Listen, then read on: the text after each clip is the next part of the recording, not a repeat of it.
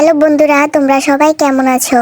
তো আজকে বানাবো কাঁচা তেঁতুলের আচার। তার জন্য এখানে আমি নিয়ে নিয়েছি কাঁচা তেঁতুল। তো তেঁতুলগুলোকে এখন আমি ডিপ ফ্রিজে রেখে দিব 8-9 ঘন্টার জন্য। এই তো দেখো ডিপ ফ্রিজ থেকে নামিয়ে নিয়ে আসছি। দেখো কত সুন্দর বরফ হয়ে গেছে। তো এখন ছোলকাগুলো খুব সুন্দর করে ছোলা যাবে। দেখো বন্ধুরা, আমি কত সুন্দর করে খোসাগুলো ছাড়িয়ে নিয়েছি। তো এখন চলো আচার বানানোর পালা। তো তার জন্য আমি এখানে একটা কড়াই নিয়ে নিয়েছি।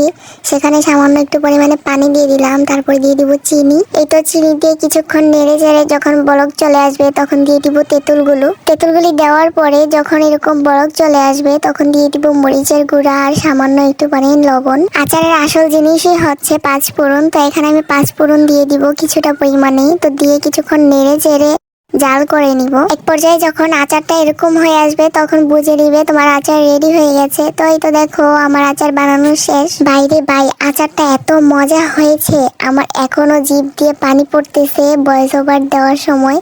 তো এত টেস্টি হয়েছে, বাসায় না বানালে বুঝতেই পারবা না। তো সামনে তো রোজা, এরকম আচার তাড়াতাড়ি করে বানিয়ে খাও। তো বন্ধুরা, আমি আচার খাই আর তোমরা আমার ভিডিওতে লাইক কমেন্ট শেয়ার করে দাও। বাই বাই, টাটা, আল্লাহ হাফেজ।